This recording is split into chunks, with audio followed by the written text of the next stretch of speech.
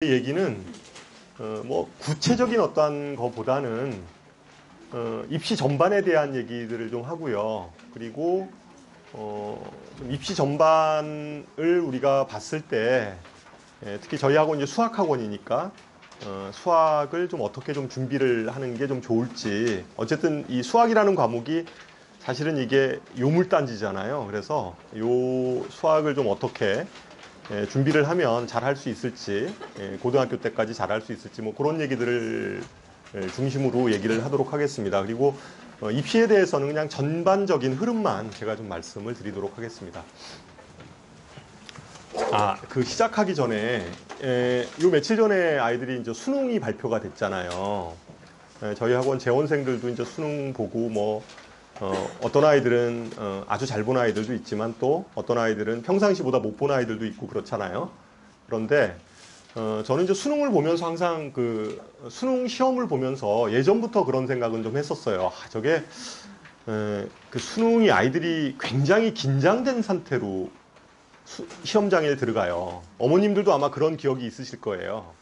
1교시 때 그 긴장감이라는 거는 굉장히 좀 압박감도 굉장히 심하고 긴장감이 굉장히 커요. 그래서 2교시 때 시험이 잘 안 풀리고 이러면 그 여파가 2교시, 3교시까지도 막 가는데 그 1교시 때 보통 학생들이 그 국어 시험을 봤을 때 아이들이 긴장하면 어머님들도 보면 긴장하면 지문이 안 읽히잖아요. 근데 진짜 수능 문제 아마 올해 뭐 신문에서도 나오고 TV에서 나오고 이랬을 텐데 A3G 알죠? 지금 우리 그 광고 전단지 큰 거 같은 그 한 바닥이 다 지문인데 문제는 밑에 두 문제 있어요. 다 읽고선 요지 파악하는 문제인데 아이들이 이제 긴장하니까 이게 문제가 안 읽히는 거예요. 그러니까 애들이 부들부들 떨면서 시험을 봐요. 그러니까 막 밑에 읽고 다시 또 위로 올라가서 또 읽고 막 이러는 사태가 계속 보면서 아이들이 시간이 부족한. 그러면서 이제 아이들은 머리가 이제 하얘지죠. 멘탈이 약한 애들은 거기서 무너져 버려요, 진짜로. 자기가 무슨 문제를 풀었는지도 모르고 막 이제 애들이 막 흔들리기 시작하죠. 그러니까 이제 1년 재수해야 되나 보다 막 이런 생각을 하는데 그래서 제가 생각하기에는 이 수능 시험을 1교시를 굳이 국어를 봐야 될 이유가 있나 저는 이런 생각을 해요. 아니 그렇잖아요. 1교시를 왜 국어를 보는지 이해가 안 가요. 저는 그럼 대안은 그럼 뭘 보냐? 그러면 한국사 보면 좋을 것 같아요. 한국사. 한국사 보면 한국사는 일단 모든 대학이 보통 3등급이나 4등급이면 만점 처리를 해요. 그럼 4등급이면 그게 몇 점이냐면 50점 중에 25점이에요. 반만 맞으면 무조건 대학에서 다 만점 처리를 하거든요. 물론 5등급, 6등급 맞아도 조금 감점 당하면 돼요. 그러면 아이들이 좀 굉장히 편한 시험이잖아요. 그러면 1교시니까 좀 편안한 마음으로 한국사 정도 보고, 그리고 또 하나의 의미는 우리나라 국가고시에서 한국사를 1교시에 본다. 이것도 의미도 있잖아요. 그렇지 않습니까? 한국사를 1교시에 보는 거 의미도 있잖아요. 그리고 아이들도 부담도 없고 이러면 좋을 것 같다는 생각을 예전부터 했는데 올해 국어시험을 보면서 이걸 그냥 가만 놔두면 안 되겠다 이런 생각을 제가 해서 제가 그 청와대 국민청원을 넣었어요. 그래서 제가 오늘 첫 얘기를 드리는 거는 뭐냐면, 그래서 국민청원을 넣었는데 이게 국민청원이 웬만큼 조회수, 그 동의수가 나와야 돼요. 그래서 제가 오늘 여기 오신 어머님들한테 그 국민청원 이렇게 링크 거는 문자를 좀 보내드릴 테니까 그거 좀 동의합니다 이거 좀 이렇게 좀 해주시면 될 것 같은데 그거 꼭 좀 해주세요. 예. 그래서 그 동의합니다 그거는 그 인증 절차가 조금 필요한데요. 그건 뭐 인증 절차는 뭐 네이버 인증이나 거기 이렇게 그 버튼 누르면 네이버 인증하거나 뭐 페이스북 인증을 하거나 뭐 트위터 인증을 하거나 뭐 이런 식의 인증이 좀 있어요. 근데 그거 좀 귀찮으시더라도 그 인증 핸드폰으로 그냥 하면 되니까 인증해 주시면 좋을 것 같아요. 저도 뭐 주변에 지금 계속 어떻게 선을 대서 이거를 좀 이슈화 시켜서 이건 좀 바꿔야 되겠다. 사실은 그거 한국사 시험이 30분이거든요. 그럼 30분 앞으로 들어간다 하면 점심 30분 좀 늦게 먹는 건데 그거는 뭐 별로 중요한 문제 아니잖아요. 그래서 어쨌든 이거를 좀 바꾸는 게 맞다라고 제가 좀 생각을 하고 뭐 사실은 뭐 이렇게 제가 얘기를 해보면 다들 동의를 하시는 부분이에요. 그래서 꼭 좀 그거 좀 동의 좀 부탁드리고, 사실은 어제 제가 KBS에서도 연락을 받았어요. 그거 청원한 거 맞냐. 그래서 그래서 어쨌든 거기서 검토를 하긴 할 것 같아요. 근데 문제는 동의수가 좀 많으면 관심을 갖는데 그렇지 않으면 뭐 그냥 귀찮으니까 그냥 또 국영수 이런 식으로 볼 것 같아요. 우리 자녀들 이야기이고 사실은 뭐 수능을 좀 뭐 이렇게 하루에 사실은 보니까 굉장히 중요한 시험이잖아요. 일생에서. 그래서 그거는 꼭 좀 어머님들 퍼날르셔가지고 딴데 이렇게 뭐 이렇게 모임들 있잖아요. 이런 데도 좀 많이 좀 퍼날라 주셨으면 좋겠습니다. 그러면서 제 얘기를 시작하도록 하겠습니다. 자, 첫 번째는 뭐 웬 초등학교 어머님들 모시고 그 무슨 대입시 얘기냐라고 생각하긴 하는데 모든 입시라는 거는 대입시하고 관련이 돼 있는 거잖아요. 그래서 여기 입시 흐름만 조금 좀 보여드릴게요. 이게 2020학년도니까 현재 고등학교 3학년 올라가는 아이들이죠. 올해 3학년 올라가는 아이들이 내년도에 대입시에 대한 전반적인 발표를 한 거를 지금 표로 정리한 거예요.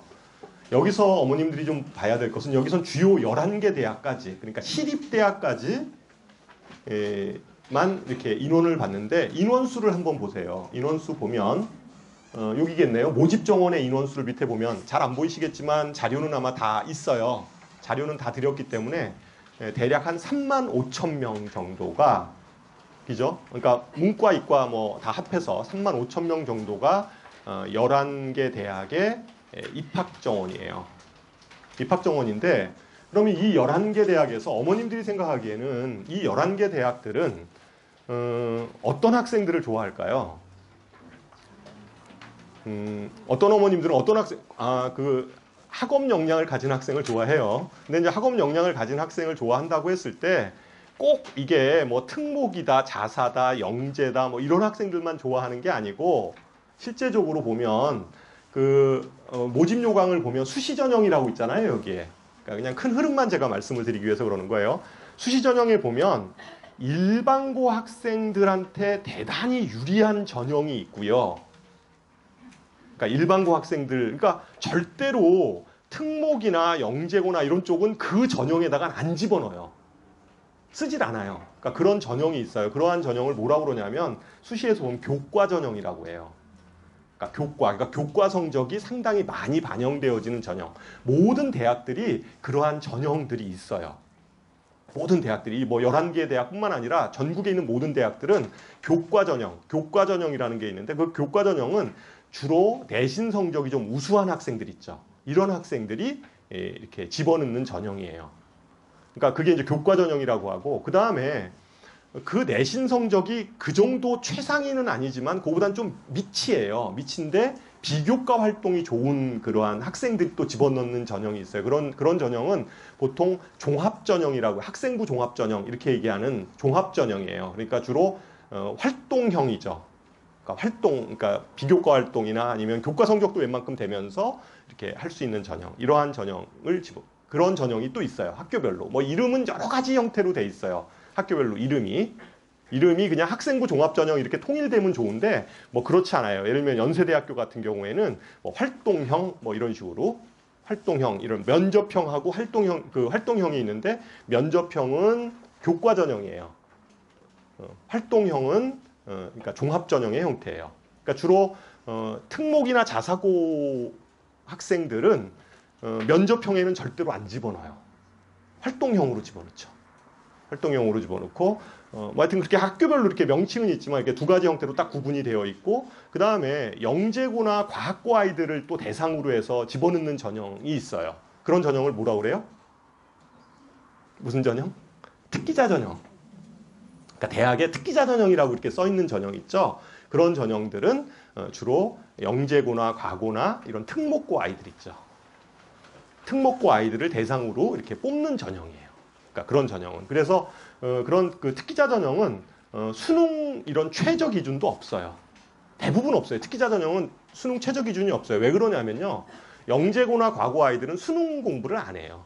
학교에서 시키질 않기 때문에 걔네들은 만약에 수능 최저가 있으면 그런 전형에 집어넣어도 붙을 수가 없어요. 특별하게 수능 준비를 안 하는 아이들이기 때문에. 그래서 그런 아이들은 주로 이제 특기자 전형으로 집어넣게 돼요. 물론 특기자 전형에 꼭 영재고나 과고 애들만 집어넣는 건 아니에요. 일반고 아이들도 지원할 수 있어요. 일반고 아이들도 지원할 수 있고 예를 들면 자사고 아이들도 그러한 특기자 전형에 많이 집어넣어요. 그런데 그 붙을 확률이 크지 않은 이유는 면접이 주로 영재고나 과고 애들이 좀 잘 풀 수 있는 면접을 이렇게 던져요. 예를 들면 수학 문제 같은 경우는 약간 그 증명 뭐 이런 것들 있잖아요. 이런 것들 좀 이렇게 어려운 증명들을 이렇게 좀 풀으라고 하고 이렇게 면접을 실제 그렇게 진행을 해요. 그래서 대학 요강을 보면 다 이렇게 일반고 학생들이 주로 집어넣는 전형이 있고요. 또는 뭐 이렇게 자사고 아이들이 이제 주로 집어넣는 전형이 있고 일반고 아이들은 물론 다 집어넣긴 해요. 교과 전형도 집어넣고 종합 전형도 집어넣고 뭐 이렇게 집어넣는 거죠. 그래서 어쨌든 전체적인 어떠한 그 대입 시에 대한 그 이 흐름들은 꼭 어느 학교, 특정 학교에 유리하게 이렇게 설계되어 있지 않고요. 대학의 입장에서 오면 어쨌든 일반고건, 특목고건, 뭐 자사고건 간에 그 중에 좀 좋은 학생들을, 특히 상위권 학교에서는 그런 좋은 학생들을 뽑으려고 노력을 하죠.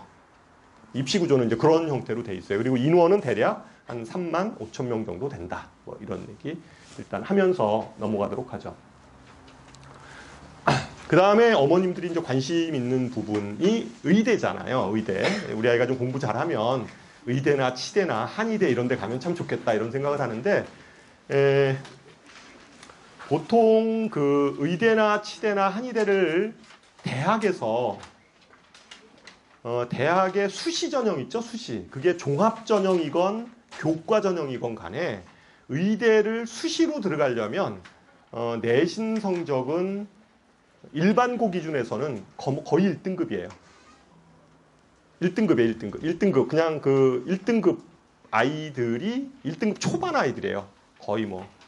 그 주요 교과에 대한 등급이 1등급 초반 아이들이 집어넣게 돼요. 그리고 최저 기준이라는 게 있어요. 최저 기준이라는 게 있는데 최저 기준은 수능에 대한 최저 기준이거든요. 통상 대부분의 학교들이 4개 영역, 그러니까 국어, 영어, 수학, 그 다음에 탐구 영역 있죠? 사탐과탐, 그러니까 과탐이죠, 이과니까. 그러니까 이러한 탐구 영역에서 4개 등급 합 5 정도 돼요. 등급 합 5. 4개 등급 합 5가 되는데 학교에 따라 좀 다른데 과학 같은 경우 뒤가 과학이 2개 합해서 둘 다 1, 2를 요구하는 학교도 있고요. 어떤 학교는 과학 하나는 1, 하나는 2. 그러면 얼마예요? 1.5잖아요. 그러니까 0.5를 버려서 1등급으로 쳐주는 학교도 있어요. 학교마다 조금 차이는 있는데 어쨌든 그 최저 등급도 맞춰야 돼요. 그러니까 의대를 가려고 하면 상당히 아이들이 내신 성적뿐만 아니라 그 수능 성적까지도 이제 받쳐지는 아이가 돼야 되는 거죠. 요번에 보통 이제 학교에서 고등학교에서는 이렇게 돼요. 의대를 가려고 하는 학생은 서울대를 일반 고등학교에서 서울대를 들어가려면 가장 쉬운 방법? 쉬운 방법이라는 표현은 좀 웃기지만 일반 고등학교에서 서울대를 보내는 좀 가장 보편적인 방법은 뭐예요? 지역균형 선발, 그래서 추천하는 거잖아요. 그러니까 학교별로 2명까지 추천을 하잖아요. 그래서 대학을 보내는데 그 서울대를 이제 이렇게 2명을 추천을 해요. 그래서 그 학생들끼리 이제 경쟁하게 해서 서울대에서 지역균형 선발을 해서 대략 한 800명 선 이 정도를 뽑게 되는데 의대를 가려고 하는 학생이 있잖아요. 그럼 이 학생이 그 직윤에 대한 추천권을 안 받아요. 의대를 가려고 하는 애들은. 왜냐하면 서울대 의대를 학교장 추천으로 들어가는 거는 쉬워요? 굉장히 어렵잖아요. 그러니까 학교장 추천을 안 받아요. 그러니까 전교 1등인데 걔가 의대를 가고 싶어요. 그러면 서울대 추천권을 얘는 안 받아요. 안 받는다고 그래요. 그리고 뭘 받느냐면 뭘 받겠어요? 그 카톨릭 의대 알죠? 카대가 추천 전형 1명이 있어요. 그러니까 그걸 받아요. 그러니까 카톨릭 의대 추천권을 얘가 이제 전교 1등 얘가 받아요. 그리고 서울대는 뭐로 쓰냐면 그냥 직윤 말고 일반 전형이라고 있어요. 추천 없어도 그냥 쓸 수 있는 전형. 그러니까 그쪽을 써요, 보통. 일반적으로 이제 그렇게 써요. 수시를 쓸 때 보통 일반 고등학교에서는 그렇게 쓰거든요. 아이가 요번에 제가 요번에 이제 고3 요번에 들어가는 아이 중에 하나가 얘도 그러니까 이제 카테 추천 받아서 썼는데 요번에 수능이 되게 어려웠잖아요. 그래서 전화를 해서 야, 너 최저는 뭐 당연히 맞겠지 이렇게 했더니 이제 아이가 이제 국어가 되게 어려웠었는데 얘도 이제 막 굉장히 시간이 거의 없었대요. 그래서 이게 답을 베껴 나오지를 못했어요. 아니, 답을 자기가 답안지를 좀 적어놔야지 나중에 가채점을 했을 때 어떻게 나오는지 아는데 시간이 없어가지고 문제 풀기 바쁘니까 그다음에 중간에 뭐를 하나 고쳤대요 자기가.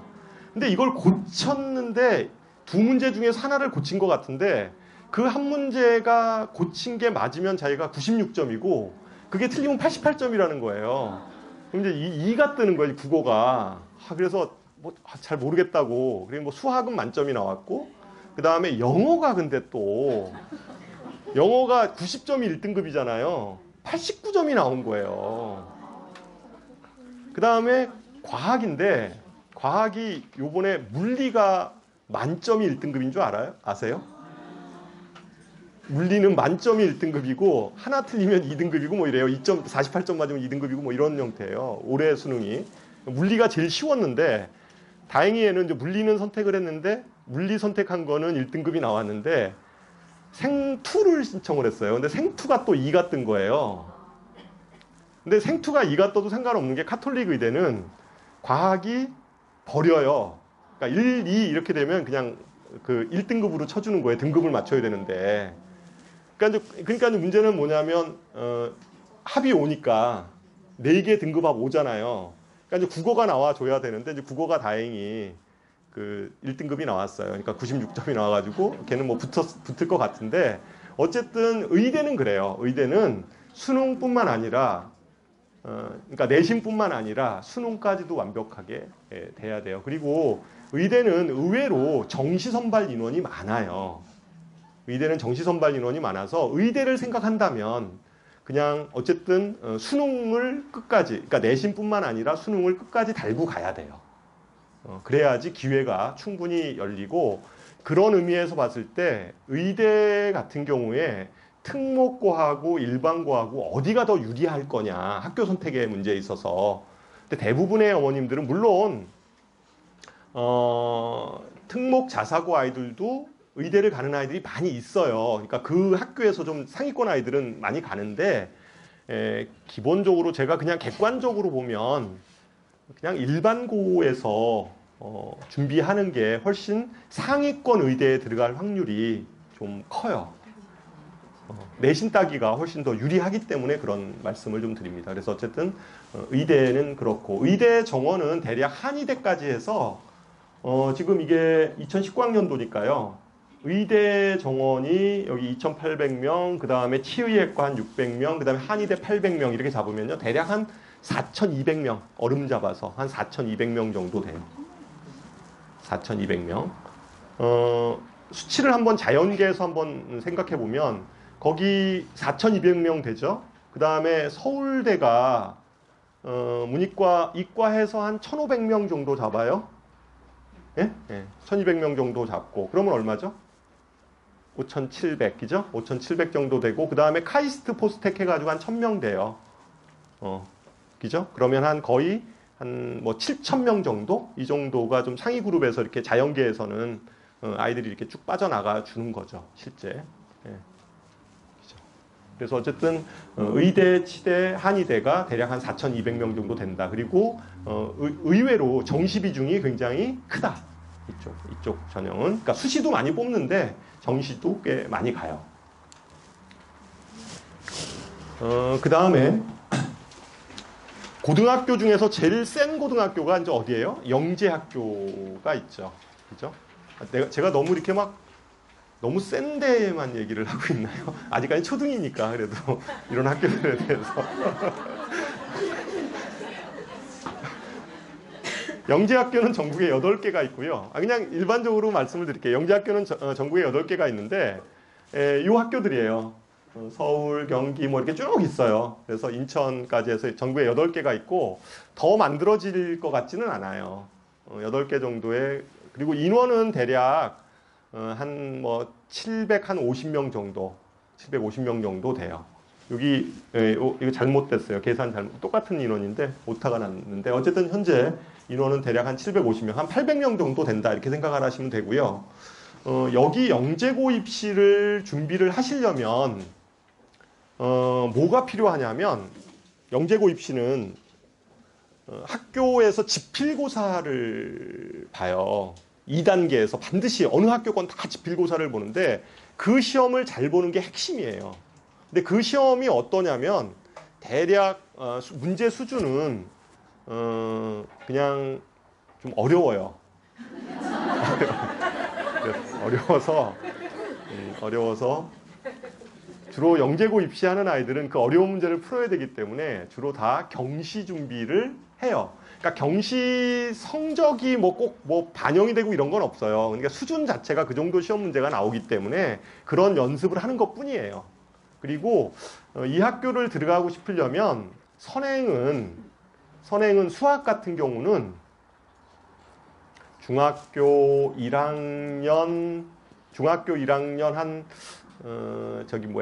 1학기 정도까지 중학교 1학년 1학기 때까지 고등학교 1학년 과정 수학을 좀 끝내주면 좋아요. 그 정도까지. 왜냐하면 중학교 1학년 1학기 한 여름방학 정도부터 좀 그 영재고 입시 준비를 해야 되거든요. 그러려면 뭐 경시 수학 같은 것도 좀 해야 되고 과학도 좀 시켜야 되고 이렇게 해야 되기 때문에 한 그 선행 정도는 그 정도까지 좀 시키면 좋아요. 그리고 어떤 그 어머님들, 특히 초등 어머님들 중에서 입시에 대해서 조금 좀 그 잘 모르시는 분들은 영재고는 이렇게 그 느낌이 굉장히 영재들 가는 거고 이런 느낌이 딱 들잖아요. 그래서 뭘 물어보시면 영재고 갈 실력은 안 되고요. 우리 아이는 과학고는 한번 보내고 싶어요. 이렇게 얘기를 하세요. 과학고는 보내고 싶어서 하시는 어머니 있는데 그 학교가 물론 영재고하고 과학고는 선발 방식이 좀 다르기는 해요. 다르기는 한데 대부분이 과학고를 지원하는 아이들은 영재고 시험에 떨어진 아이들이 과학고를 지원을 하는 경향이 커요. 무슨 얘기인지 아시겠죠? 그러니까 영재고 떨어진 아이들, 여기에 들어가지 못하는 아이들이 다시 그 패자부활전을 하는 데가 과학고등학교예요. 그래서 뭐 100%는 아니지만 거의 과학고에 붙는 아이들은 또 영재고 준비했던 아이들이 이렇게 붙을 확률이 상대적으로 높아요. 그래서 과학고등학교를 보내실 생각을 하시면 영재고 준비를 하시는 게 유리합니다. 영재고는 어쨌든 전국에 8개가 있고 그냥 학교 입시 성적을 가지고 얘기를 하면 그냥 서울대 기준으로 지금 여기 작년인가요? 여기 세종영재학교라고 있죠. 세종 어디 갔냐? 이게 오타가 났네요. 여기가 한국영재학교 바로 밑에 세종영재학교거든요. 여기 84명 나와 있는 거 있죠? 이게 잘못 나왔어요. 저희 우리 직원이 잘못 쳤나 본데 여기 세종영재학교가 84명인데 이 학생 84명 중에서 33명이 서울대에 입학했어요. 작년에. 그러니까 뭐 입시 성적으로 얘기하면 거의 대부분의 아이들은 여기 아이들은 대체적으로 서울대, 카이스트, 포스텍, 그 다음에 뭐 일반 뭐 지스트, 디지스트 뭐 이런 데 있어요. 그 과학기술원들 그런 쪽으로 다 가요. 대부분이 다 그쪽으로 갑니다. 그래서 어쨌든 인천영재학교는 올해 입시가 올해 처음으로 이제 졸업생이 배출되는 학교예요. 그래서 올해 입시 여기도 아마 그 정도 되지 않을까 이렇게 생각이 들어요. 어쨌든 영재고는 들어갈 수 있으면 아주 좋죠. 그리고 배우는 커리큘럼은 고등학교 이런 수업을 하는 게 아니라 거의 대학 수준의 수업을 받아요. 아이들이 들어가면. 그래서 무슨 뭐 수학 같은 경우도 뭐 선형대수학, 뭐 미적분학 뭐 이런 것들을 공부를 하는 학교예요. 뭐 과학도 그냥 대학생들이 배우는 그러한 그 무슨 뭐 생화학 뭐 이런 것들 공부하고 일반 물리학 뭐 이런 것들 공부하고 이러는 학교예요. 그래서 어쨌든 이런 학생들은 수능 준비를 하지 않기 때문에 주로 이제 특기자전 형태로 다 입학을 하죠. 대학에서는 물론 얘네들끼리도 이제 경쟁을 해요. 그래서 이 아이들도 가장 가고 싶어하는 대학은 서울대예요. 서울대인데 모든 학생들이 다 서울대에서 이 모든 학생들을 다 뽑지는 못해요. 다 뽑지는 못하기 때문에 실제적으로 이 아이들 중에서도 뭐 일부는 좀 여기서도 공부 좀 안 하면 좀 뭐 이렇게 쭉 내려가서 뭐 거의 뭐 한 뭐 한양대나 뭐 이런 데까지도 이렇게 가는 학생들이 있어요. 실제적으로. 그래서 무조건 이 아이들이 여기 들어간다고 해서 무조건 서울대를 가는 건 아니에요. 그래서 일부 그런 얘기를 하시기도 하죠. 이 영재고 중에서 제일 센 데가 서울영재학교인데 서울영재학교 보내면 절대로 학원에 안 보낼 줄 알았는데 역시 가서는 또 하여튼 그 다닌다고 얘기를 해요. 가면 또 그들끼리의 리그가 있어서 어쨌든 그렇게 합니다. 그 다음에 과학고등학교는 전국에 20개가 있어요. 20개가 있는데 이거는 지역 지금 경기도 지역에서는 경기 북과고만 지원할 수 있어요. 특목고는 어머님들 뭐 다 아시겠지만 특목고는 지역별로 지원해야 돼요. 특목고는. 영재학교는 특목고가 아니에요. 영재학교는 특목고가 아니기 때문에 전국 지원이 가능하고요. 그건 영재교육특별진흥법에 의해서 설립된 학교이기 때문에 특목고라고 부르지 않습니다. 근데 과학고등학교는 특목고예요. 그러니까 특목고는 지역별로 지원할 수 있어요. 외고, 특목고죠. 그러니까 경기도에 있는 아이가 대원외고가 좋다고 해서 서울에 있는 대원외고를 지원할 수 있어요? 없어요? 없어요. 그러니까 지역별로 지원하게 돼 있어요. 국제고도 마찬가지예요. 국제고등학교도 그 지역별로 지원할 수 있어요. 근데 만약에 그 지역에 국제고등학교가 없는 경우가 있을 수 있잖아요. 그러면 원하는 타도에 지원할 수가 있어요. 근데 경기도 쪽은 다 뭐 국제고도 있고 외고도 있고 뭐 과고도 있고 이러니까 그냥 다 이렇게 지원을 하게 돼 있습니다. 이렇게 돼 있고 과학고등학교는 전체 20개가 있는데요. 인원은 대략 한 1,500명 정도 돼요. 인원이. 그러면 아까 영재고하고 과학고하고 합하면 대략 몇 명이요? 대략 한 2,500명? 이 정도 선. 그죠? 이 정도. 그러니까 이게 한 1,700명 정도 되니까 한 2,500명 정도 선 돼요. 인원 자체가. 뭐 그냥 이런 아이들이 자연계의 좀 상위권 아이들이다. 이렇게 좀 생각을 하시면 돼요. 자연계의 상위권 아이들. 그죠? 영재고, 과학고 이런 아이들이 있다. 그 다음에 전국형 자사고가 있죠. 전국형 자사고는 10개의 자사고가 있어요. 고등학교 현황 말씀을 드리는 거예요. 제가 왜 자꾸만 수치를 얘기를 하냐면요. 이 수치를 알아야지 상위권 아이들 있잖아요. 아까 영재고, 과고 이런 아이들의 수하고 대학교에서 선발하는 인원수하고 이렇게 비교를 해보면 대체적으로 그 아이들이 어떻게 이동을 하는지를 볼 수가 있죠. 전국에 그 자사고가 10개가 있어요. 10개. 그죠? 10개가 있고 이 10개 중에서 인원은 대략 지금 여기 인원이 좀 작게 나왔는데요. 실제 인원은 한 2,700명 돼요. 그럼 왜 여기 인원을 이렇게 뭐 인천 하늘고가 진짜로 25명이나 이거 전국 모집 때문에 이렇게 쓴 거고요. 실제 인원수는 10개 자사고 그러면 한 2,700명 정도 돼요. 대략. 자사고 10개 기준에서 한 2,700명 정도 되는데 우리 지역에서 좀 관심 있는 학교는 저기죠. 여기 경기엔 외대부고 쪽 많이 가고요. 그 다음에 민사고도 많이 가죠. 민사고도 좀 관심 있게 좀 생각을 하고 있고 그 다음에 주로 가는 상상고? 상상고. 예전보다는 상상고는 좀 많이 지원은 좀 안 하시는 편인 것 같은데 그래도 어쨌든 관심 있게 좀 많이 가는 학교가 외대부고, 민사고, 상상고. 특히 그 민사고 같은 경우는 뽑는 인원이 굉장히 작잖아요. 작은데 이 학교에 어머님들이 아이를 보내시려고 하면 여기는 면접이 굉장히 좀 까다로워요. 그리고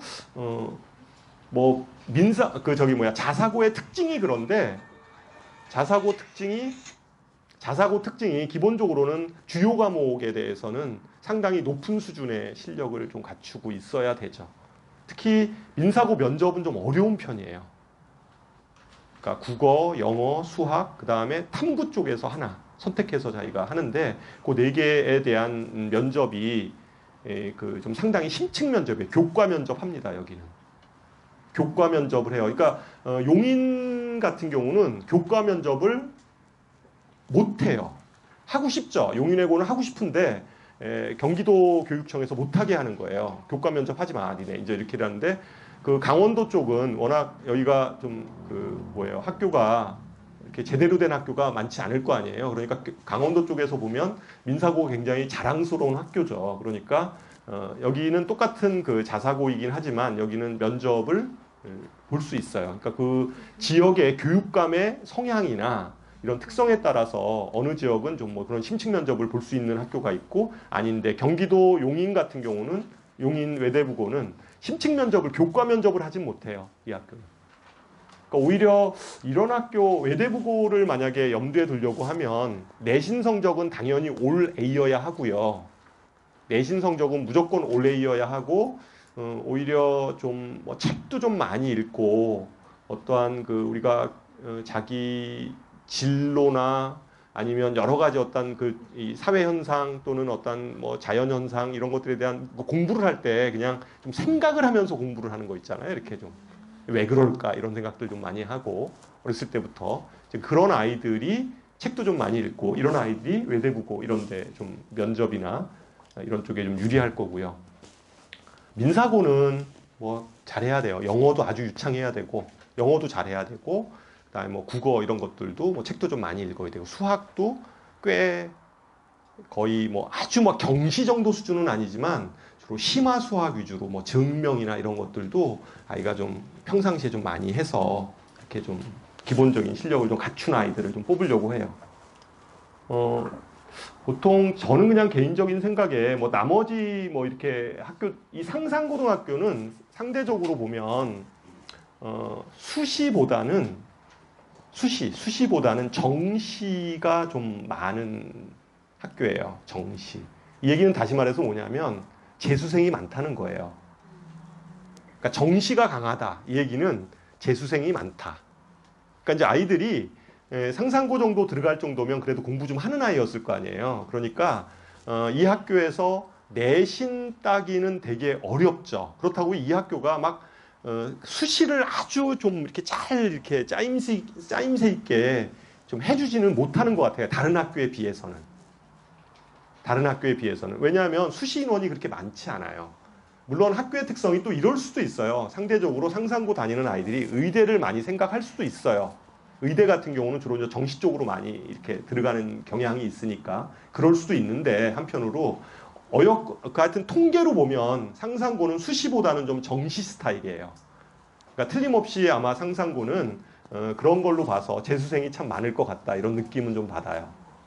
용인은 수시하고 정시 비율이 좀 비슷해요. 그러니까 뭐 서울대 같은 경우 보더라도 수시로도 좀 그러니까 반반 정도 되는 것 같아요. 용인 같은 경우는 대표적으로 자사고 중에서 가장 수시로 많이 대학을 보내는 학교는 서울에 있는 그 하나고예요. 하나고는 서울대 입학생 수의 거의 대부분을 그냥 수시로 보내는 것 같아요. 수시로. 그러니까 완전히 수시로 특화된 학교죠. 그 학교 같은 경우는. 민사고도 마찬가지죠. 민사고도 수시형 학교예요. 여기도 완전 수시형 학교 가면 그리고 근데 민사고는 서울대 입학생 수가 이렇게 좀 보면 아이들 뽑아가는 거에 비해서는 좀 많지 않다고 느껴지는데 그 이유는 애들이 외국으로 많이 빠져나가서 그래요.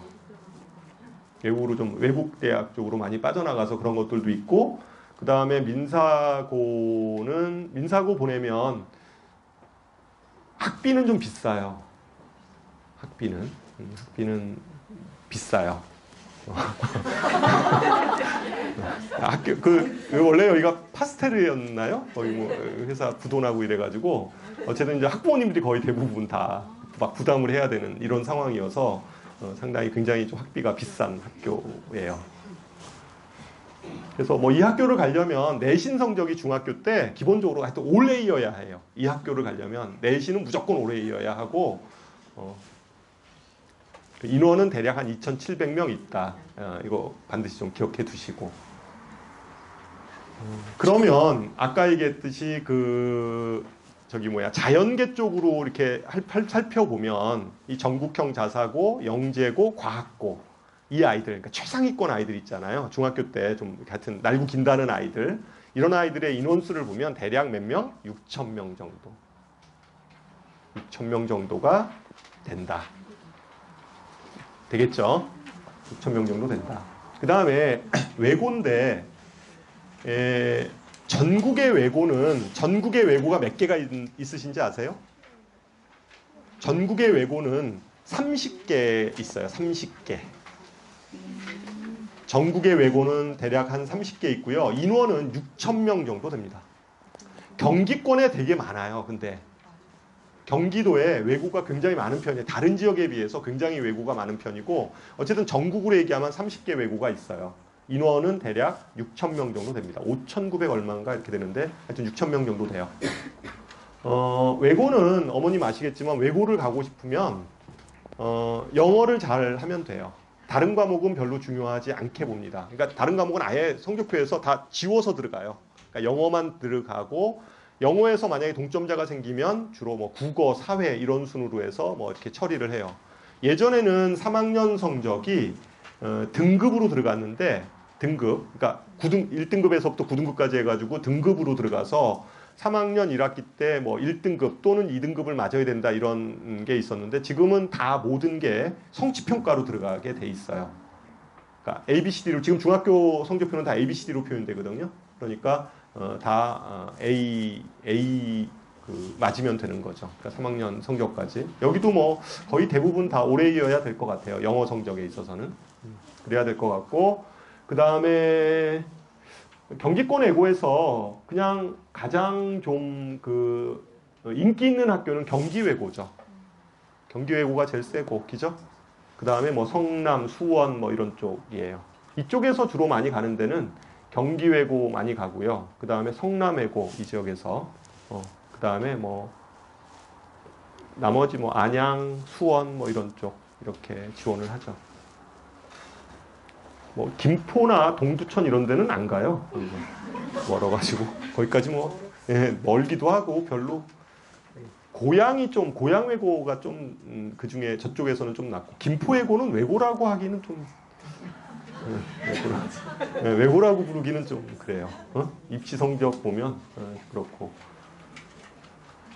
그 다음에 국제고가 있는데, 국제고도 경기도 쪽에는 되게 많아요. 되게 많아서 여기에 국제고는 전국에 7개 있어요. 지금 여기 5개 나왔죠? 2개가 빠졌는데 어디가 빠졌죠? 서울국제고하고 부산국제고. 서울하고 부산국제고. 근데 여기도 세종이 들어갈 필요는 없었는데 인천도 필요 없고요. 사실은. 왜냐하면 이 지역에서 집어넣을 수 있는 것은 이게 특목고이기 때문에 지역만 집어넣을 수 있거든요. 그러니까 고양하고 동탄하고 그 다음에 청심, 그죠? 요 3개의 국제고가 있죠. 외고하고 국제고의 차이점은 아시죠? 선발 방법은 똑같아요. 영어만 봐서 선발을 하는데, 외고하고 국제고는 말 그대로 외고는 좀 어학 중심이에요. 외고는 어학 중심이에요. 그래서 외고를 보낼 때 아이가 그냥 문과 성향이라고 해서 외고를 보내는 건 별로 안 좋아요. 또는 수학을 못하니까 외국을 보낸다. 이것도 좀 생각이 좀 그렇게 하면 안 돼요. 왜냐하면 외국 애들 수학 되게 잘해요. 되게 잘해서 뭐 그렇게 되는 게 아니고, 어학의 시수가 굉장히 많아요. 그러니까 제2외국어라든가 그다음에 영어라든가 이런 어학, 자기 전공에 대한 어학 비중이 너무나 큰 학교여서 오히려 국영수 비율이 굉장히 작아요. 국영수 비율이 상대적으로 작고, 국제고는 오히려 어학 비중보다는 여기는 국제적인 어떠한 뭐 외교관이라든가 아니면 뭐 국제 통상 뭐 이런 쪽에 좀 이 전문 인력들을 좀 키워내려고 하는 이러한 설립 취지가 있기 때문에 오히려 국어, 영어, 수학, 탐구 쪽의 비율이 있죠. 그러니까 사회 과목들, 뭐 예를 들면 뭐 세계사라든가 뭐 이런 거 있죠. 그러니까 좀 국제적인 어떤 인재를 키워내려고 한다면 그런 소양 교육에 필요한 그러한 사탐 과목들, 이런 것들에 대한 비중이 균형적으로 이렇게 좀 잡혀 있는 학교가 오히려 국제고예요. 물론 여기서도 이제 뭐 외국어는 하겠지만 그 외고는 외국어 인재 양성을 키우려고 한다라고 생각을 하면 이건 뭐 국제적인 어떤 뭐 외교관이나 그 인재들을 키워내기 위한 그 학교이기 때문에 보통 국영수 사회 이런 것들이 좀 골고루 배치되어 있는 외국어와 더불어서 그런 교육들을 시키는 데가 국제고예요. 그래서 국제고 인원하고 외고 인원을 다 합하면 이게 한 1000명 정도 되거든요. 7개 학교에서.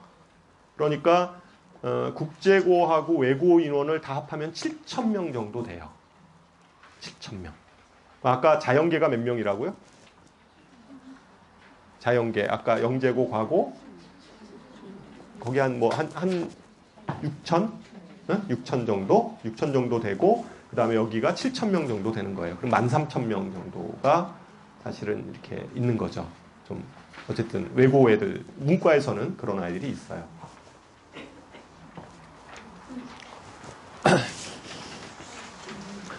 그러면 이런 특목고만 꼭 뭐 좋은 대학 가고 그러냐? 그렇지 않아요. 아까 얘기했듯이 대학에서는 입시 요강들이 이렇게 나눠져 있기 때문에 일반고에서도 특히 분당 지역에서도 상당히 많은 인원들이 서울대에 진학하고 있고 나머지 뭐 서울대, 연대, 고대 뭐 하여튼 쭉 이렇게 많이 보내요. 실제 이 지역에서도. 여기도 보면 고등학교에 대한 정보를 드리니라고 제가 이렇게 지금 요거를 보여드리는데 여기서도 딴 거 보지 말고요. 수시를 보세요. 수시를 봐야죠. 정시는 재수생들이 많아요. 그렇게 보는 게 맞아요. 재수생들이. 물론 재학생도 있어요. 여기에. 이게 정확히 안 나눠져서 그렇진 어쨌든 있어요. 좀 많은 학교, 눈여겨서 보는 학교가 어머님들 많이 오는 학교가 낙생고잖아요. 낙생고 보면 서울대 15명 보냈고 전국 일반고 고교 순위로 봐도 낙생고등학교가 15위권 아닌가 그래요. 낙생고등학교 여기 그 15위권 아니에요. 그러니까 일반 고등학교 기준으로 해서 고교 서열 있잖아요. 서열이 10몇 위예요. 하여튼 교가. 그러니까 낙생고가 거기에는 뭐 저런 것도 들어가 있어요. 무슨 뭐 한일고등학교 이런 데 있잖아요. 자율학교들 그 지방에 있는 자율학교 그것도 일반고로 그냥 치거든요. 그러니까 그런 학교까지 포함을 했을 때 낙생고 순위니까 굉장히 높은 순위예요. 근데 이 학교도 역시 마찬가지로 좀 정시가 많은 거죠. 이게 왜 그러냐면 정시가 많은 이유는 학교가 그 내신이 상당히 빡센 거예요. 애들이. 그러니까 상층이 좀 두껍다 보니까 아이들이 그 내신 가지고 수시를 가지고 이렇게 지원하기는 좀 녹록치 않은 거죠. 일반고니까 어쨌든 간에 일반고니까 그래서 수시는 그래도 뭐 많이 가는 편이죠. 4명 정도 보내는 거니까 서울대를 학교 분위기 알 수 있죠. 늘푸른 고등학교 뭐 보통은 일반 고등학교는 서울대를 한 2명 정도 보내는 게 보편적인 거예요. 분당 쪽에서 보면 그냥 평균 내면 한 2명 정도. 아까 얘기했듯이 서울대 추천 인원이 2명이잖아요. 그러니까 추천 인원 2명이니까 2명은 보내는 거죠. 다른 지방에서는 뭐 못 보내는 학교들도 많이 있어요. 많이 있는데 어쨌든 분당에서는 한 2명 정도는 반드시 보낸다. 여기 보면 돌마고가 그럼 빵명인데 이건 어떻게 된 거냐? 이거 어떻게 해석을 해야 되죠? 돌마고가 그럼 똥통학교냐? 에? 그렇지 않아요. 왜냐하면 여기는 아마 전교권 아이가 의대로 도망갔을 거예요. 그러니까 직윤을 안 받은 거죠, 얘가. 나 거기 안 써. 난 서울대 그냥 일반 아무런 학교. 나는 의대에 가려고 하는 아이들의 특성은 하여튼 죽었다 깨어나도 의대예요. 그래서 그냥 의대를 계속 쓰는 아이들이기 때문에 서울대 의대 안 될 것 같으면 그냥 자기는 안 쓰는 거죠. 그러면 그게 쭉 밀려 내려가서 그 뭐 한 전교 한 4등, 5등 이런 애들이 이제 받았을 거 아니에요. 근데 걔 내신 성적을 보면 별로 그게 그다지 좋지 않은 거죠. 서울대 직윤에서 안 됐을 거예요. 아마 빠져나갔을 거고 분당고 마찬가지일 것 같고 여기 보면 좀 약간 작년에 유의미한 통계는 서영고예요. 그죠? 서영고가 7명이거든요. 꽤 이거 유의미한 꽤 많이 가. 불곡고도 꽤 원래 불곡고는 하여튼 수시는 꼭 한 2명 이상은 보냈던 것 같아요. 작년에 좀 성과가 좋았던 것 같고 그다음에 영덕여고도 좀 이게 영덕여고도 여고다 보니까 내신 따기가 좀 만만찮아요. 원래 여학생들이 좀 악착같이 하잖아요. 남자애들은 그냥 설렁설렁 해가지고 요즘 같은 때 이렇게 밑에서 좀 많이 깔아줘요, 남자애들이. 그래서 어머님들 같은 경우는 여학생 어머님들 같은 경우는 남녀공학을 좋아해요. 그래서 그런데 사실은 영동여고도 꽤 일정하게 항상 이렇게 보내요. 이게 뭐 꼭 작년 수치가 아니고 영동여고도 계속 서울대 같은 경우는 일정하게 꼭 이렇게 보내더라고요. 왜 제가 서울대 수치를 얘기하냐면 서울대가 저러면 그 주변의 그 학교 상위권 아이들의 그 학교 분위기를 좀 볼 수가 있어요. 실제. 그래서 뭐 여기도 뭐 계속 좀 이렇게 그렇게 보내는 데고 순회고도 많이 그 사실은 이 학교도 순회 중학교는 굉장히 센 학교인데 순회 고등학교는 하여튼 뭐 분위기 안 좋다 이런 얘기들 많이 하잖아요. 그래도 제가 이렇게 보면 분당 지역은 상위권 아이들은 어느 학교건 간에 다 상위권 애들은 있어요. 이렇게 상위권 애들이 그러니까 차이는 뭐냐면 약간 얇냐 좀 두껍냐 이런 거예요. 그 차이뿐이에요. 그러니까 일반 고등학교에 가서도 전교권 계속 유지하는 것 자체가 쉬운 일이 아니에요. 굉장히 치열해요. 사실은. 그래서 뭐 순회도 좀 그렇고 뭐 나머지 학교도 여기 쭉 보면 있어요. 대부분은 한 뭐 2명. 그리고 분당 지역에서 좀 이름이 있는 학교들 있잖아요. 예를 들면 낙생, 뭐 중앙, 뭐 영동여고, 그다음에 서현 뭐 이런 데 있잖아요. 그죠? 그다음에 뭐 대진. 대진 고등학교가 되게 이때는 대진 고등학교 8명까지 보냈잖아요. 수시 5명 보내고. 요게 작년에 얘기는 여기도 마찬가지로 저기 때문에 그런 것 같아요. 의대 쪽으로 좀 많이 빠져나가서 의외로 서울대 쪽 인원이 좀 적어진 거 이렇게 얘기를 하고 있어요. 일반고는 이렇고 보통 자사고 쪽에서는 수시를 어떻게 하냐면 자사고는 기숙사 생활하고 이러니까 이제 선생님하고 아이하고 굉장히 밀접하게 관련이 돼 있잖아요. 그리고 자사고 쪽은 수시 관리를 엄청 해요. 실제로. 그러니까 왜냐하면 자사고는 상대적으로 내신 성적이 되게 불리하잖아요. 그렇잖아요. 자사고는 워낙 잘하는 애들끼리 막 모여 있으니까 내신 성적이 불리하니까 그 학교에서 서열에 따라서 수시를 써줘요. 그래서 이런 거예요. 아주 우스갯소리로 어떤 아이가 나는 서울대 뭐 예를 들어서 화생공을 쓸 거야 딱 그러잖아요. 나 거기 쓸 거야 이렇게 아주 소문이 딱 나요. 그러면 걔 내신 성적 밑에 있는 아이 있잖아요. 그 아이들은 절대로 화생공을 안 써요. 서울대 화생공을 못 쓰는 거죠. 그러니까 같이 들어가면 두 장이 똑같은 과에 같이 들어가면 뽑힐 확률은 그러니까 어쨌든 내신 성적 봐서 잘하는 애를 뽑아줄 테니까. 그래서 막 철저하게 나눠져 있어요. 아이들이. 그렇게 뭐 얘가 어디 쓰면 어디 이렇게 써가지고 이렇게 해요. 실제. 그래서 어쨌든 그 분당 지역에서 학교 현황은 이렇고 대체적인 분위기는 여기 나와 있듯이 학교 분위기는 그런 여기 나와 있는 숫자의 분위기에 맞춰서 학교 분위기가 형성되어져 있다는 게 맞는 얘기예요.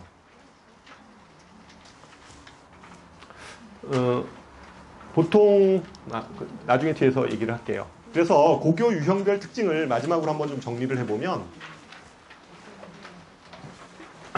여기 보세요. 과고 영재고 아이들의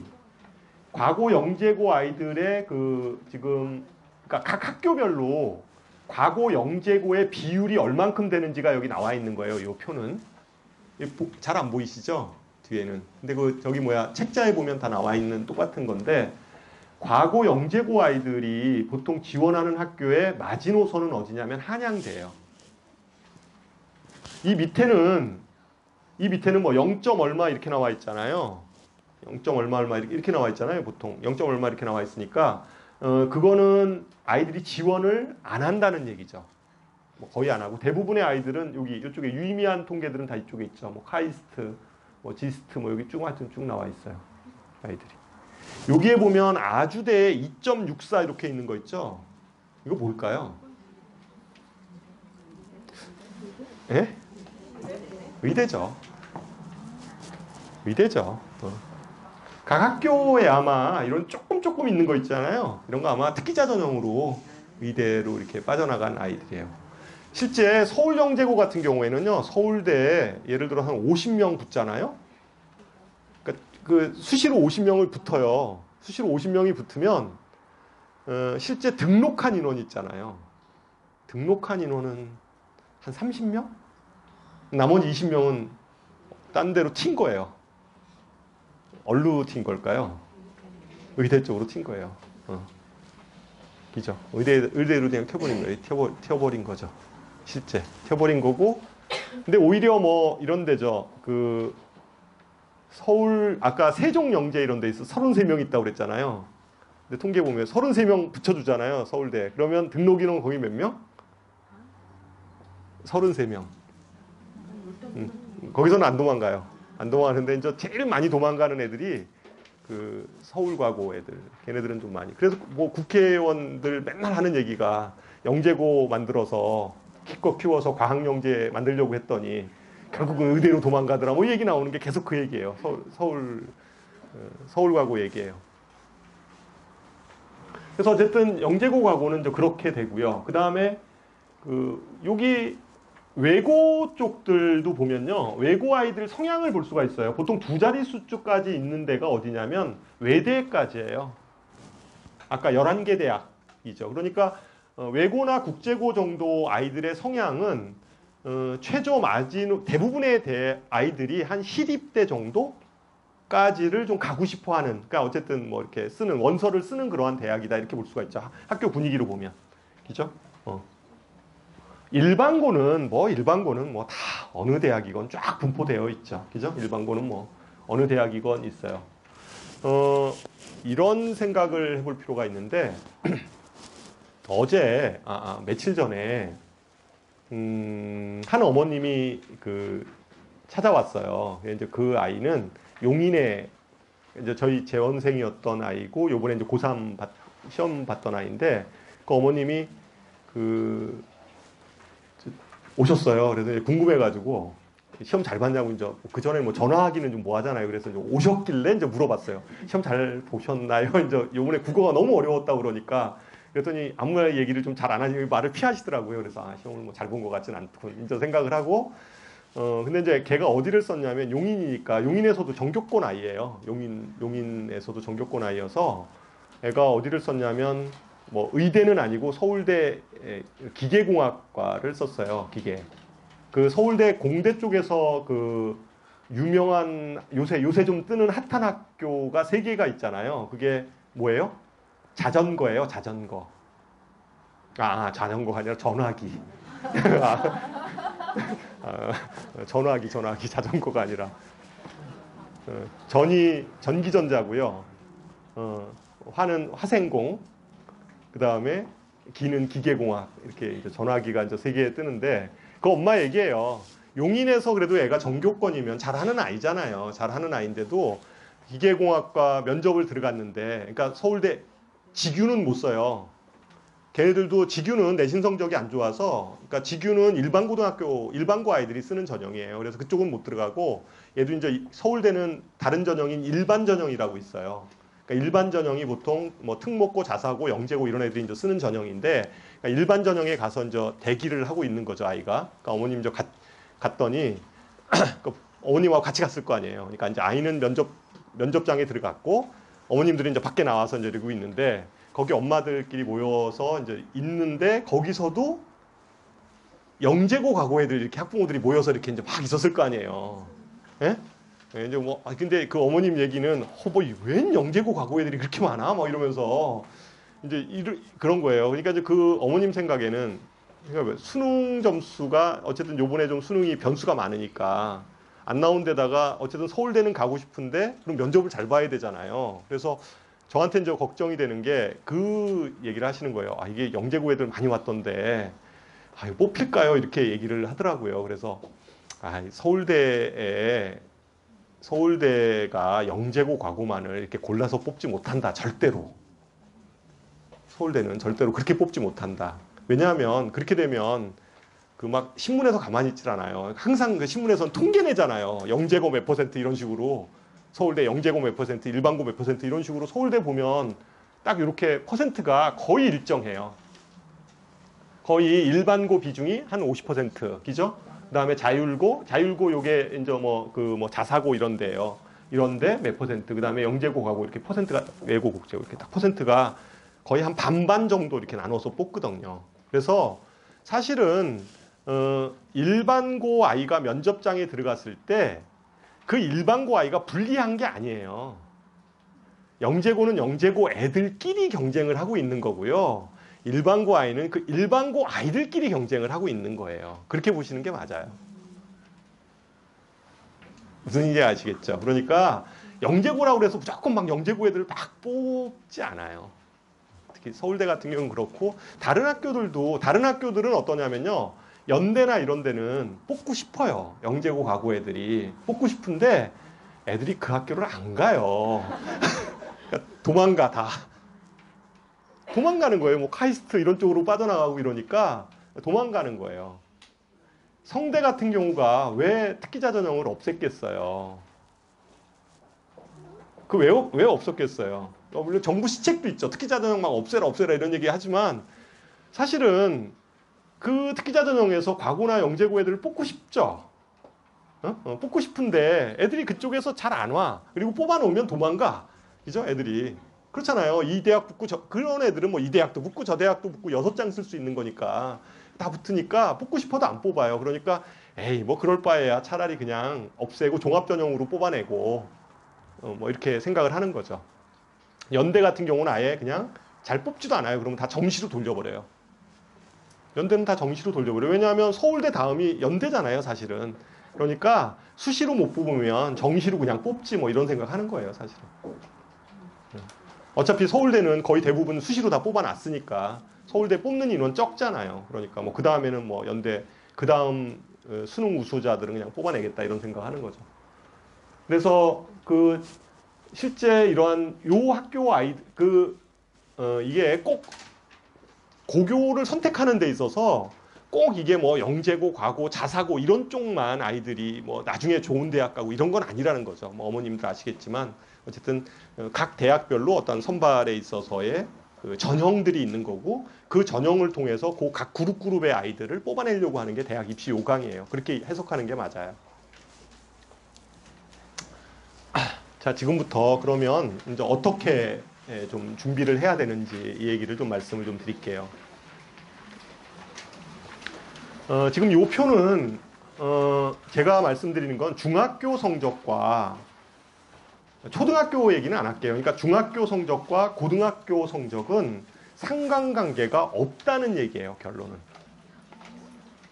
중학교 성적과 고등학교 성적은 상관관계가 거의 없다. 거의 없다. 왜냐하면 중학교 성적은 어머님들이 착시 현상을 가져요. 중학교 때 A를 맞는 학생들의 비율이 한 학교당 거의 30% 이상 돼요.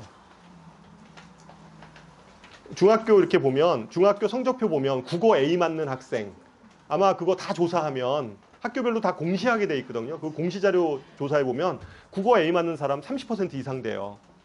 수학 A 맞는 사람들 30% 이상 돼요. 그러니까 물론 전체 올 A를 맞는 거는 뭐 좀 퍼센트가 좀 떨어질 수는 있어도 우리가 과목에서 A를 맞는다는 게 중학교 때 A를 맞는다는 게 그다지 아주 뭐 잘하는 아이가 아니라는 거죠.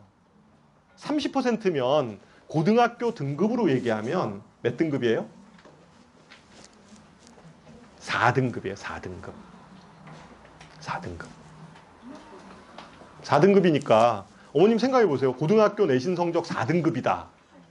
쓸 수 있는 수시가 거의 없어요. 그냥 정시로 가야 되는 아이거든요. 그렇게 되면. 근데 중학교 때 A를 맞는 아이가 고등학교 때는 4등급일 수도 있다는 거죠. 실제 그래요. 여기 보면 여기가 지금 중학교 때 좀 잘하는 그룹 아이인데 이 아이들의 받는 분포를 보면 어떤 아이들은 5등급, 6등급도 있어요. 이거는 실제 뭐 제가 어디서 갖고 온 게 아니라 모 고등학교에 학교에서 통계를 낸 거예요. 실제 그 들어온 입학생 수의 중학교 성적하고 고등학교 때 그 저기 등급에 대한 거를 얘기하는 거죠. 그래서 실제 중학교 성적과 고등학교 성적은 상관관계가 크게 없다. 그러니까 왜냐하면 어머님들이 중학교 때 A를 맞는다고 해서 얘가 고등학교 때 가서도 뭐 1등급, 2등급을 할 거다. 이거는 좀 아닐 수 있다는 거예요. 물론 그러는 학생도 있죠. 있는데 예를 들면 90점을 가까스로 이렇게 항상 넘기는 학생들 있잖아요. 근데 이 정도 가지고는 고등학교에 가서는 좀 쉽지 않아요. 왜냐하면 물론 중학교 시험도 킬러 문제가 있어요. 중학교 문제들도 100점 방지용 문제라고 그러잖아요. 보통 한두 문제가 있는데 고등학교에 올라가면 100점 방지용 문제가 그러니까 좀 난이도 있는 문제 있잖아요. 1등급을 가르기 위한 문제가 보통 객관식에서 한 두세 문제, 그 다음에 주관식에서 한 두 문제 이 정도 돼요. 그러니까 전체 문항이 21문제인데 21문제 중에서 객관식이 한 16문제 정도 되고요. 그 다음에 주관식이 5문제 정도 돼요.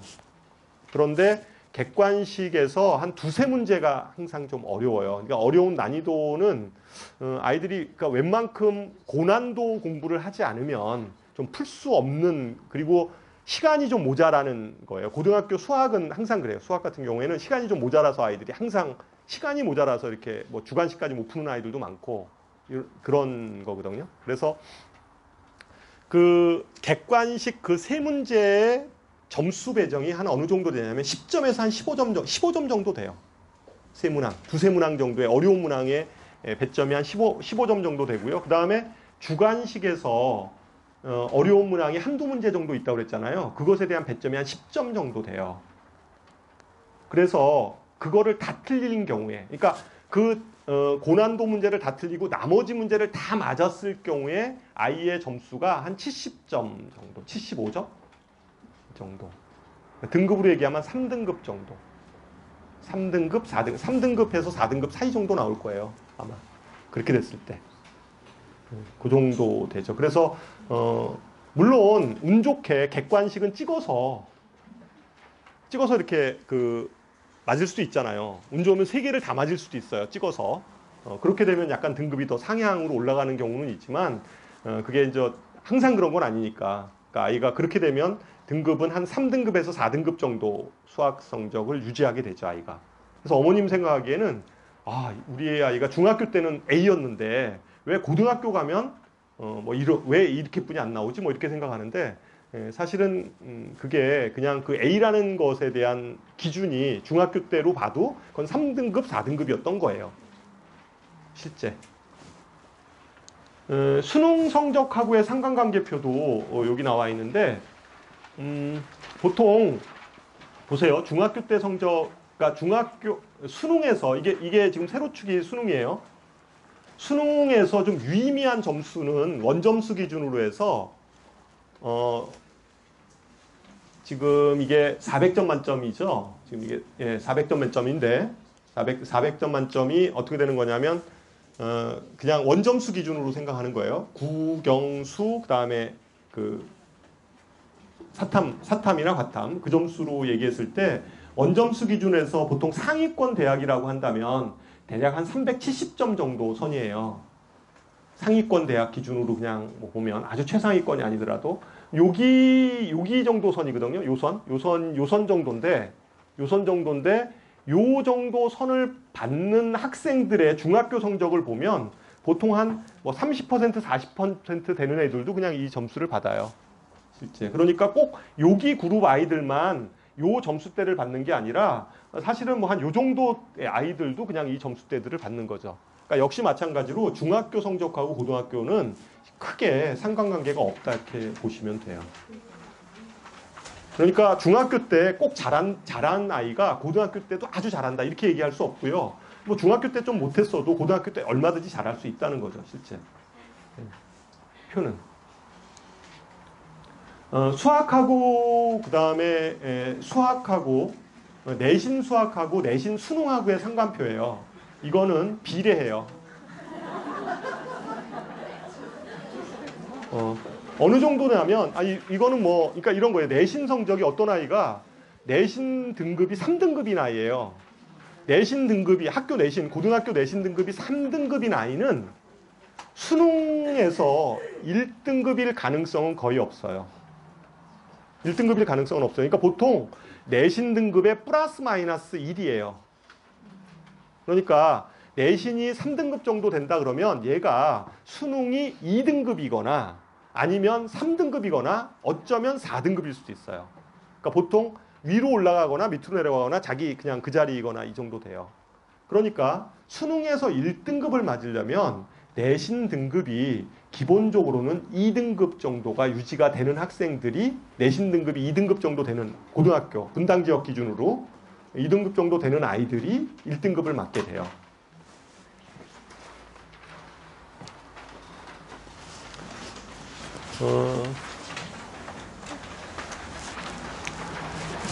마지막으로 요거 한 좀 몇 장 이제 안 남았어요. 요거 얘기만 하고 제 얘기를 마칠 텐데, 어머님들이 초등 어머님들이 이제 생각할 때 그럼 선행을 어디까지 해야 되냐 이런 그 생각을 많이 하세요. 수학 선행을 어디까지 해야 되냐. 뭐 선행 막 어떤 어머님들 오시면 요즘에 6학년 어머님 오셔서 우리 아이가 지금 현재 제가 보기엔 한 2년 정도 선행하고 있는 것 같은데 옆집 아이는 자기보다 훨씬 더 많이 한다 이거죠. 자기 아이들보다. 그래서 선행 많이 해서 우리 아이는 좀 늦은 것 같은데 뭐 이런 얘기를 하세요. 근데 뭐 저는 아니라고 얘기를 하는데도 이게 불안하신가 봐요. 그래서 어쨌든 그 선행을 어느 정도 수준까지 그러면 해야 되냐 이 문제에 대해서 한번 말씀을 드릴게요. 우리가 수학에서 뭐 다른 과목은 제가 좀 잘 모르겠고 수학에서 선행을 하는 이유는 어느 학년 때문에 하는 거냐면요. 중학교 때를 위해서 선행을 하는 것도 아니고요. 고등학교의 2학년 때 수업 비중이 커져요. 2학년 때. 그러니까 고등학교 1학년 때까지만 해도 고등학교 1학년 커리큘럼만 보더라도 굳이 선행을 할 이유는 없어요. 제가 이렇게 봤을 때 고등학교 1학년까지의 커리큘럼으로 보면 굳이 선행할 필요 없이 자기 진도를 그냥 잘 해주는 게 오히려 아이한테는 훨씬 더 도움이 될 수도 있어요. 그런데 고등학교 2학년 커리큘럼에 가면 수학량이 많아져요. 수학량이. 더군다나 지금 여기 학년 아이들은 문이과 통합이잖아요. 그래서 문과, 이과가 예전에는 나눠서 내신 성적 산출을 하거나 이랬는데 수능 성적도 그랬는데 지금 2학년 아이들부터는 문과건 이과건 같이 내신 성적이나 수능 성적을 한다는 거죠. 그래서 어떻게 되냐면 고등학교의 커리큘럼 자체가 문과 예전에는 문과 학생 같은 경우는 굳이 선행을 하지 않아도 문과 계열을 갈 거면 선행을 하지 않아도 그냥 무난하게 갈 수 있어요, 실제. 그러니까 선행은 이과를 지망하려고 하는 아이들 같은 경우에 이제 선행 속도를 좀 빨리빨리 했었던 건데 지금은 조금 그 상황이 좀 바뀌었어요. 그래서 문과나 이과나 똑같이 고등학교 2학년 때문에 2학년 때는 과목 수가 2학년 동안에 배워야 될 과목 수가 3개예요. 3개. 그러니까 커리큘럼이 제가 여기 지금 커리큘럼은 안 나와 있는 것 같은데 커리큘럼이 고등학교 1학년 때 배우는 것은 수학이에요. 수학.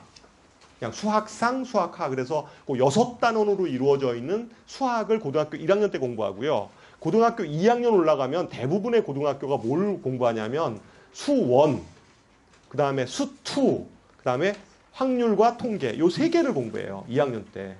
그러니까 그 단원으로 얘기하면 9개 단원인데 단원으로 얘기하면 1학년 때에 비해서 3단원 정도가 높아진 것에 불과해요. 사실은.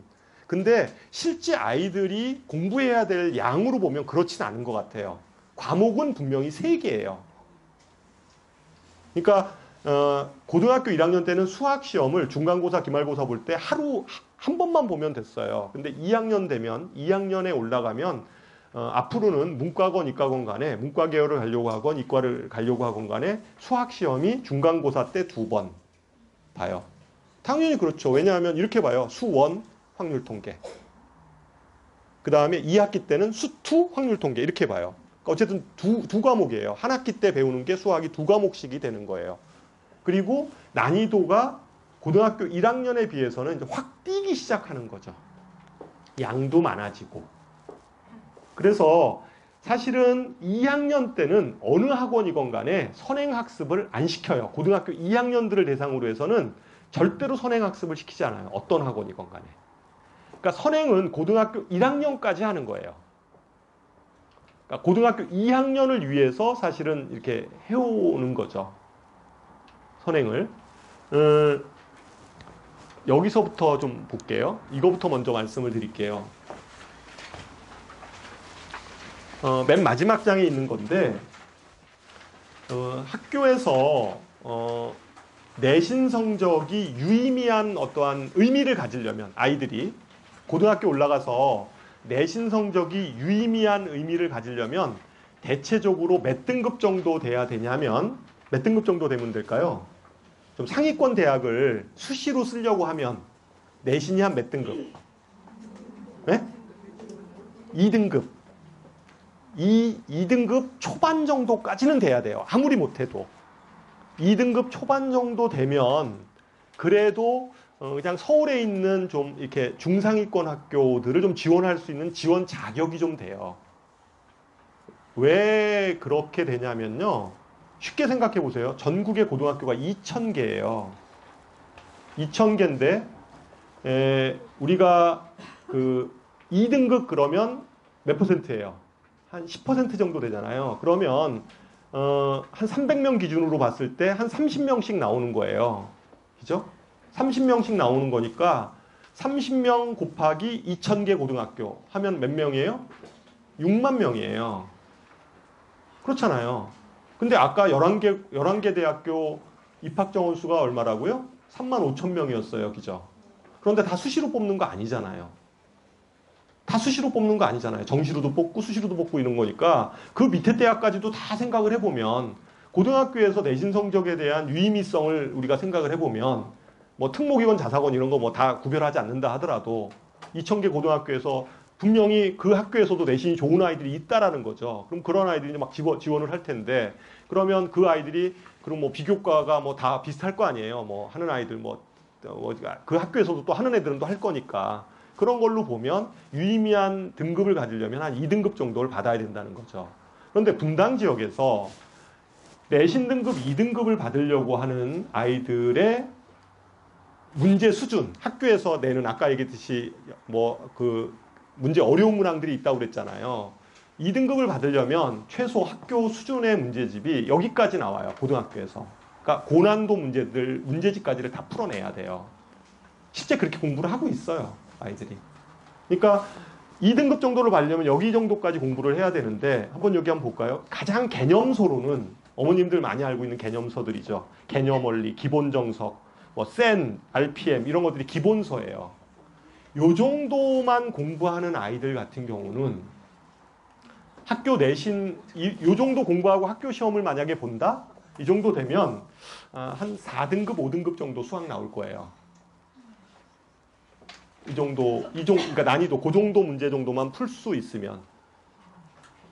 그러니까 나머지는 찍겠죠. 얘네들은 그러니까 쉬운 문제는 다 풀고 근데 나머지는 찍고 이래가지고 이제 등급으로 생각을 하면 한 그 정도, 4등급 이 정도뿐이 안 나와요. 물론 그 다음에 한 심화 문제집이라고 하는 게 이제 일품, 자이스토리 이런 것들이에요. 그 다음에 올림푸스 평가 문제집 이런 것들에 대해서 한 요 정도 수준의 문제를 풀면 학교 시험지 기준으로 해서 그러면 그래도 역시 마찬가지로 아이들 등급은 아까 얘기했듯이 한 3등급 정도, 이게 아마 70점 정도 수준 정도 나올 거예요. 이 정도 공부하면. 그러니까 보통 1등급, 2등급 아이들이 보통 문제를 풀고 있는 교재들은 이런 정도의 교재들을 풀고 있는 거죠. 그리고 학교에서도 그런 문제들을 내요. 이렇게. 그런 문제들. 그러니까 요번에 예를 들어서 학교마다 다 그래요. 어느 학교건 다 그래요. 그게 꼭 낙생고등학교나 대진고등학교나 중앙고등학교나 이런 데서만 어려운 시험 문제를 내는 게 아니라 모든 고등학교에서 아까 얘기했듯이 한 객관식에서 한 3문제, 주관식에서 한 2문제 정도는 굉장히 난이도가 높은 문제가 나오고 있고 그냥 수능으로 얘기하면 킬러 문제 정도 수준이에요. 요번에 낙생고등학교가 중간고사가 지금 끝났는데요. 요 며칠 전에 시험을 봤길래 낙생고등학교 맨 마지막 16번 문제를 제가 한번 이렇게 어려워 보여가지고 제가 한번 풀기 시작했어요. 욕이 나오더라고요. 욕이 나오더라고요. 이따위 문제를 내신 시험 문제에다가 집어넣었어? 이런 생각이 드는 거예요. 근데 그 문제는 근데 어떤 문제에서 나온 거냐면 그 선생님이 만들어낸 문제 아니에요. 고등학교 선생님들이 뭐 문제를 만들 수 있는 능력은 없으세요. 그러니까 변형을 할 수는 있죠. 변형을 할 수는 있는데 만들 수 있는 능력은 없으세요. 그러니까 보통 보면 여기 수능 문제 있잖아요. 4점짜리. 이 문제에서 어제 평가원 문제 이런 것들에서 이제 따온 거예요. 그러면 그거를 풀어봤던 아이는 당연히 풀겠죠. 물론 풀어봤던 아이들도 언젠가 풀어봤는데 기억은 안 나 뭐 이렇게 될 수도 있는데 어쨌든 풀어봤던 아이는 접근할 수 있잖아요. 근데 만약에 그 문제를 생판 본 학생은 그거 뭐 그냥 찍어야 돼요. 아무리 공부를 잘하는 학생이라 하더라도 그건 그냥 찍는 수밖에 없어요. 실제. 그래서 이 정도 하려면 여기까지 가야 돼요. 그런데 사실은 가리키는 입장에서 제가 가리키는 입장에서 어떤 아이들을 고등학교 수학 문제집을 선택할 때 너 지금 처음 이제 고등학교 어떤 뭐 그러니까 고등학교 수학을 시작을 해요. 근데 어쨌든 너는 고등학교 올라가면 이 정도 수준까지 문제를 풀어야 되는 거니까 처음 배우는데 기본 정석 플러스 블랙라벨로 워크북을 쓰자. 가능합니까? 그렇잖아요. 너 처음 배우니까 그러니까 보통 우리가 처음 배우는 학생한테는 뭐 그냥 기본 정석 또는 뭐 개념 원리에다가 센 정도를 붙여서 워크북을 붙이든가 아니면 RPM을 붙여서 붙이든가 이렇게 공부를 시키잖아요. 그렇게 시키잖아요. 그러니까 여기까지 가려면 최소한 여기서부터 가려면 최소한 좀 빠른 아이들은 2단계 아닌 아이들은 한 3단계 정도까지를 해서 여기까지를 가게 되잖아요. 그래야 되는 거죠. 그러니까 고등학교 때. 그리고 이게 고등학교 아까 고등학교 2학년부터는 선행학습 시킬 수도 없다고 얘기를 했어요. 학교 진도가 더 빨라요. 학원에서 나가는 것보다. 워낙 인문계권 자연계 2학년 때 되면 이게 수학의 비중이 확 커지는 거예요. 그래서 2학년 때 뭐 선행시키면서 뭐 준비하고 이럴 수는 없어요. 그러니까 내신 준비 시키기 그냥 바쁘거든요. 대부분의 경우가. 그래서 여기까지 가려면 최소한 중학교 때 아이들이 중학교 때 여기까지의 수준은 아니더라도 여기까지 수준은 만들어 놔야 되잖아요. 그래야지 자기 학년 때 여기를 좀 얹혀주면 되죠. 그죠? 중학교 때부터 여기까지는 못 가요. 아이들이. 할 수도 없고 그러니까 여기까지는 최소한 가서 이렇게 탄탄히 다져놓은 상태에서 학년을 맞이해야지 그래야지 고등학교 때 올라가서 이 부분을 집중적으로 시켜줄 수 있다는 거죠. 사실은. 그죠? 그런데 어떤 우리 학생이 이제 이건 중학교 3학년 기준에서 제가 말씀을 드리는 거예요. 한 예로 보면 중학교 3학년인데 이 학생은 수학상 고등학교 1학년 1학기 과정 고등학교 1학년 1학기 과정에 대해서 그냥 한 번 정도를 공부를 했어요. 그래서 테스트를 학원에서 보니까 얘가 상태가 그다지 좋지 않아요. 좋지 않아서 어머님하고 상담을 할 때 수학상을 좀 다시 한번 해야 될 것 같아요. 이렇게 이제 상담을 했어요. 그래서 이 학생이 중3 겨울방학 때 수학상을 한다고 가정을 한번 해보자고요, 우리가. 수학상을 가정을 했다. 그러면 수학상을 겨울방학 때 시키면서 수학상만 할 수는 없어요. 수학하를 시켜야 돼요. 왜냐하면 수학하를 시켜야 되는 이유는 여름방학이 짧기 때문에 그래요. 2학기 때 어차피 수학하를 해야 되기 때문에 겨울방학 때 수학하를 같이 나갈 수밖에 없어요. 근데 이 학생은 그러니까 뭐 이렇게 겨울방학 때 수학상을 한 또 사연은 있겠죠. 아이가 선행을 하면 부작용이 나기도 하고 아이가 좀 공부를 하기도 좀 싫어하기도 하고 그래서 아이가 좀 받아들이는 속도도 느리고 이러다 보니까 이제 이렇게 할 수밖에 없었어요, 사실은. 그래서 겨울방학 때 이렇게 잡아보면 겨울방학 때 수학상하고 수학하를 해요. 그 다음에 수학하를 고등학교 1학년 1학기 때 내신 할 수밖에 없잖아요. 내신하면서 다시 이제 수학하를 조금씩 잊어버리지 않게 끌고 가죠. 학원에서는. 이렇게 끌고 가고 고등학교 1학년 되면 다시 수학하를 또 2학기 때 해야 되니까 다시 하는 수밖에 없어요. 여기서 뭐 수 2를 집어넣거나 더 선행을 하면 학기 중에 선행을 하는 건 불가능해요. 오히려 이런 아이 같은 경우는 망하죠. 오히려 내신이 망할 수 있어요. 그러니까 계속 이렇게 끌고 가는 수밖에 없어요. 그러면 수학하고 그다음에 1학년 2학기 때 수학하 내신을 다시 또 하게 되죠. 그러면서 고등학교 1학년 겨울방학이 돼서 이게 2학년 때 배워야 되니까 수원, 수투, 확통을 하게 돼요. 겨울방학 때. 이 세 개를 한꺼번에 다 나가는 수밖에 없어요. 이렇게 되면. 이게 2학년 때 배워야 될 내용이에요. 그러면 이렇게 가버리면 이때 해야 되는데 이때 기본을 한다고요. 근데 3개를 해야 돼요. 아이가. 3개를 하고 이 3개를 그래도 겨울방학 때 착실히 잘하면 괜찮은데 그죠? 또 이것도 뭐 어떻게 좀 또 하면 고등학교 2학년 올라가면 이제 힘들어지는 거예요. 양은 많아지고 이제 이렇게 되는 거죠. 그냥 하나의 다른 사례를 하나 보여드리면 이것도 이렇게 뭐 빠른 건 아닌데요. 만약에 어떤 아이가 중학교 3학년 겨울방학 때 수상, 수하는 그래도 웬만큼 테스트를 보니까 괜찮아요. 그리고 수1까지 돼 수원까지가 돼 있다고 가정을 하는 거예요. 수원. 얘는 수원까지도 이제 수원까지가 돼 있어요. 그러니까 선행이 상하 그다음에 수원 이 정도까지 돼 있다라고 가정을 해보는 거예요. 그러면 이 학생은 겨울방학 때 그냥 요거는 해야 돼요. 수학 상하는 당연히 이게 고등학교 1학년 올라가서 내신 시험으로 측정을 하기 때문에 당연히 해야 되고 그 다음에 수투를 시작하죠. 수투가 이게 미적분이에요. 그래서 이때 이제 기본 미적분을 겨울방학 때 같이 좀 병행을 하면서 하면 요 정도 커리큘럼으로 가고 그 다음에 고등학교 1학년 1학기 때는 수학 상은 어차피 내신으로 해야 되니까 하면서 수원 한 지가 오래됐잖아요. 얘가.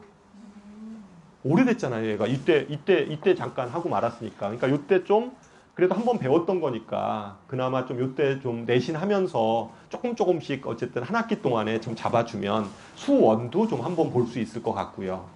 그리고 여름방학 때 수학 하 좀 하면서요. 이거 어차피 해야 되죠. 이거 내신 때문에 해야 되는 거고 확률을 집어넣어 봤어요. 그럼 확률과 통계인데 확률과 통계 다 하지 말고 확률만 하는 거예요. 반 정도만. 그때 방학이니까. 그리고 요거 해놓으면 좋은 게 수학 하 뒷부분에 경우의 수가 나와요. 이번에 교과 과정이 바뀌어서. 그래서 요거 하면 좀 좋을 것 같아요. 그래서 요렇게 좀 시키고 그 다음에 2학기 때는 마찬가지로 하 내신 준비하면서 이때 배웠던 수도 다 까먹을 수 있잖아요. 얘네들. 그러니까 요때 좀 다시 한번 리뷰해주고 좀 다시 한번 심화하면서 이렇게 좀 다시 아이들 이렇게 나갈 수 있도록 좀 준비하면서 겨울방학 때 이렇게 들어가면 어쨌든 아이들이 수원, 수투, 확통 이런 거 조금씩 한 거니까 요때 요거 좀 심화시키면서 미적분이라는 요 단원도 좀 더 나갈 수도 있고 어쨌든 요 뭐 이걸 설사 뺀다 하더라도 요 부분이라도 다시 심화를 본격적으로 하면서 좀 2학기 준비를 해나갈 수 있죠. 이게 왜냐하면 이때까지만 딱 가면 2학년 올라가서는 뭐 더 선행하고 이럴 시간이 없다니까요.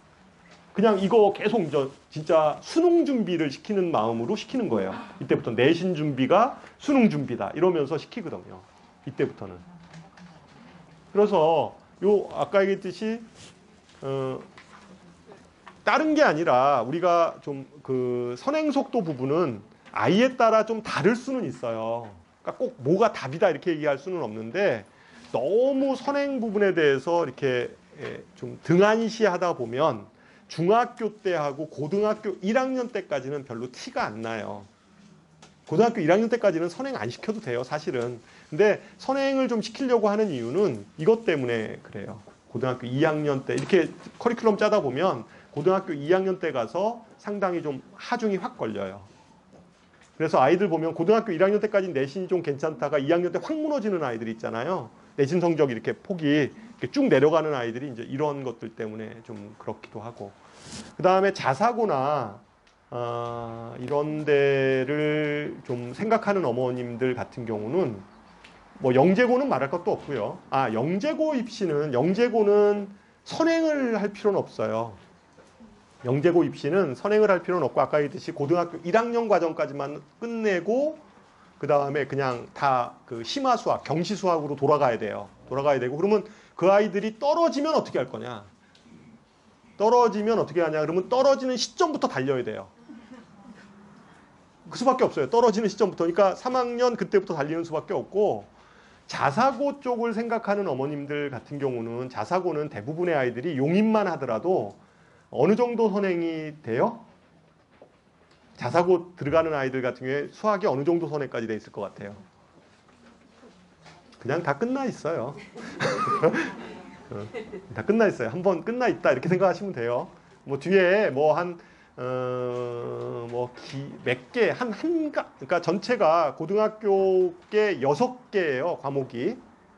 수학, 뭐 해가지고 6개예요. 기하까지 다 해서 6개인데, 6개 중에서 한 5개는 돼 있다라고 보면 돼요. 5개는. 6개 중에 5개는 돼 있다. 이렇게 생각하시면 돼요. 그러니까 뭐 끝까지 그리고 뭐 수준은 그래도 뭐 가볍게 본 정도는 아니고 한 심화 정도 수준까지는 아이들이 돼 있다. 이렇게 보면 될 거예요. 그렇게 될 겁니다. 뭐 외고 같은 경우도 그 정도, 외고도 뭐 그 정도 이렇게 아이들 돼 있다고.